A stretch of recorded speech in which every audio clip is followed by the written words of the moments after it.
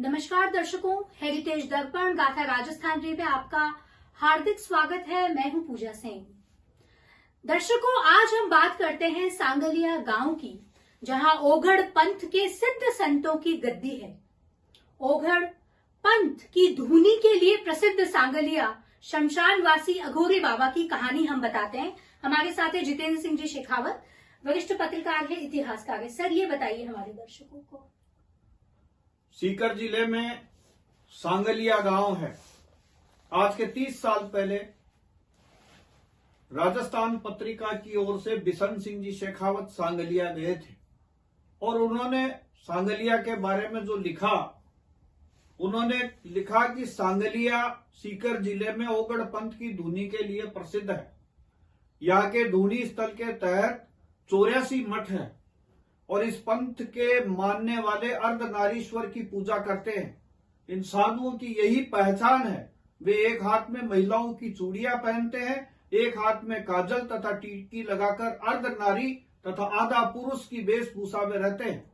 लेकिन बड़े साधु इन सब बातों को छोड़कर अपने हाथ की कलाई पर मोड़ी के धागे बांधे रहते हैं। सांगलिया की धुनी पर साधुओं के आने पर कुछ वर्षों पहले तक लोग डरा करते थे। उस समय ओघड़ पंथ के साधु हाथ में खप्पर लिए हुए घरों में भिक्षा लेने के लिए भ्रमण करते थे। वे कहीं पर रुकते नहीं थे और अलख निरंजन की आवाज लगाकर घरों से भिक्षा प्राप्त करते थे। लेकिन अब इस पंथ का स्वरूप समय के अनुसार कुछ कुछ बदलने लगा है।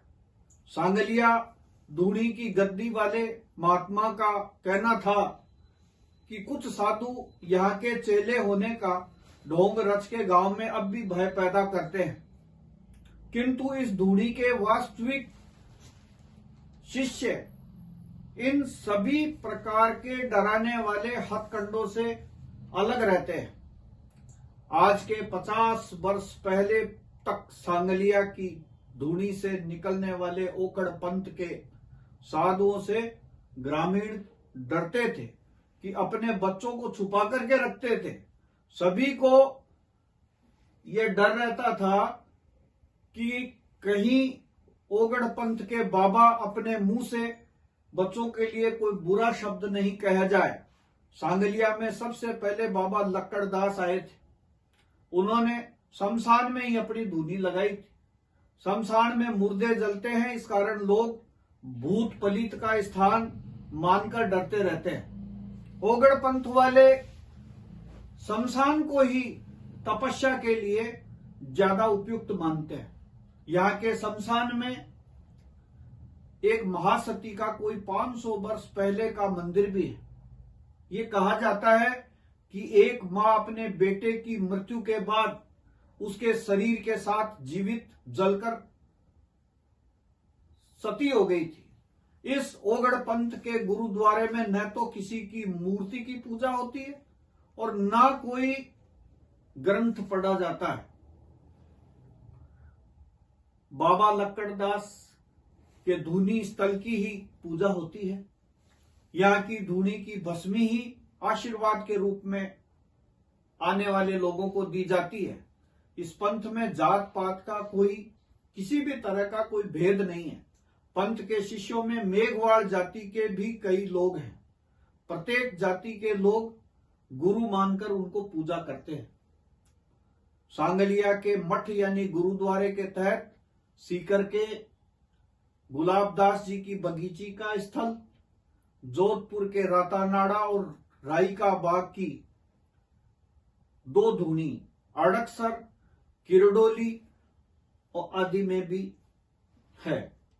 ओगड़ पंथ के बारे में मारवाड़ की मर्दम सुमारी में जो सन 1815 में बनी थी, उसके प्रथम भाग में लिखा है कि गुरु गोरखनाथ का नाम तंत्र मंत्र शक्ति के रूप में पूरे भारत में प्रसिद्ध है। गोरखपुर शहर का नाम गोरखनाथ की बड़ी गद्दी के कारण से ही तो है।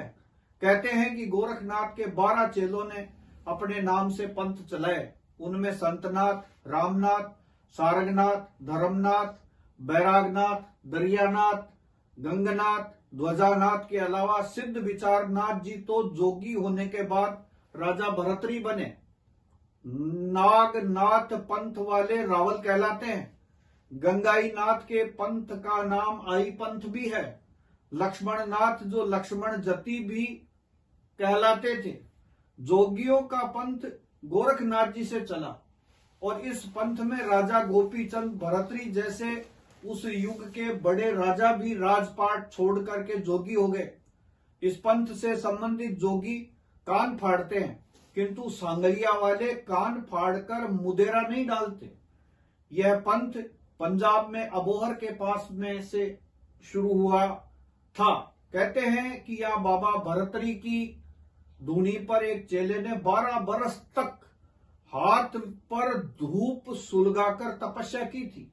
इस पर भरतरी जी महाराज ने प्रकट होकर यह कहा था कि आज से ये इस गद्दी का मालिक होगा तथा ओगड़ कहलाएंगे। इसी दिन से यह पंथ ओगड़ कहलाता है।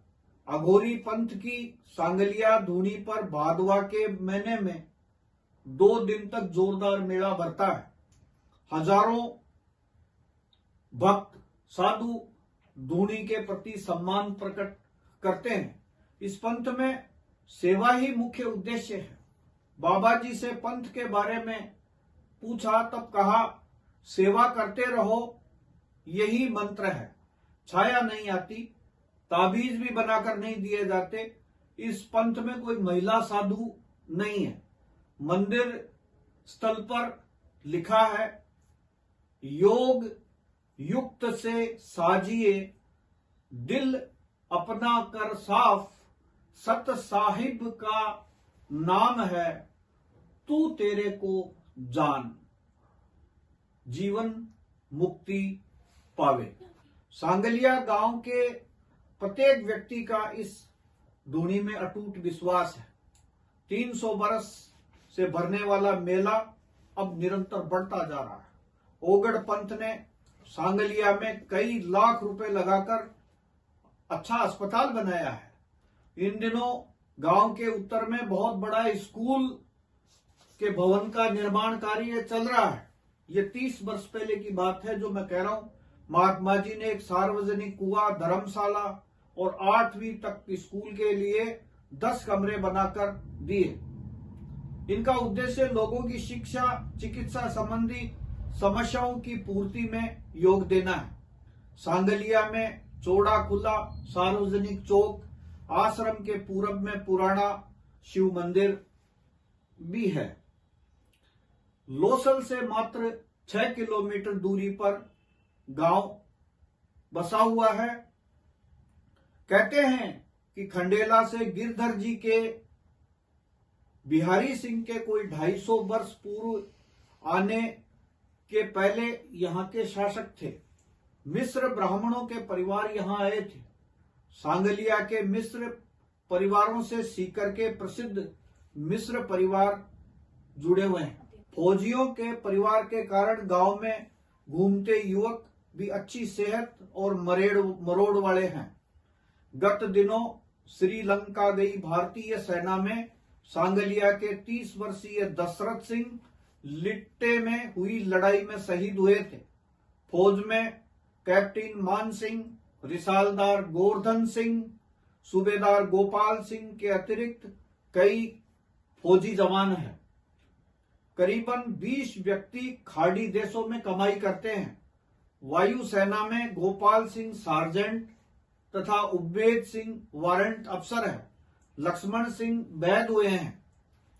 सांगलिया में रौनक का कारण भी फौज है। लिखकर राजेंद्र वर्मा आयुर्वेद में, गिरधारी सिंह सहायक थानेदार, महेंद्र सिंह बैंक प्रबंधक है। इस गांव के महेंद्र सिंह शेखावत उदयपुर में सुकाड़िया विश्वविद्यालय छात्र संघ के अध्यक्ष भी रहे हैं। यहाँ का सरपंच गोविंद राम तीसरी बार निर्वाचित हुआ है। यहाँ महाबक्स मिश्र के परिवार तथा मिश्र परिवार की टक्कर से ही चुनाव में हार जीत होती है। गोविंद राम के अलावा मिश्रा एवं गोपाल मिश्र भी हैं। जाटों में ओड़ा, ढाका, फलोर गोलियां भी है। इस गांव के हाथ से बने हुए तूली के खरोले बहुत प्रसिद्ध है। बेहद रोचक जानकारी दी सर आपने। तो ये था गांव सांगलिया। जुड़े रहिए हेरिटेज दर्पण के साथ में। इसी प्रकार से रोचक किस्से कहानियां हम आपके लिए लाते रहेंगे। बहुत बहुत धन्यवाद आपका।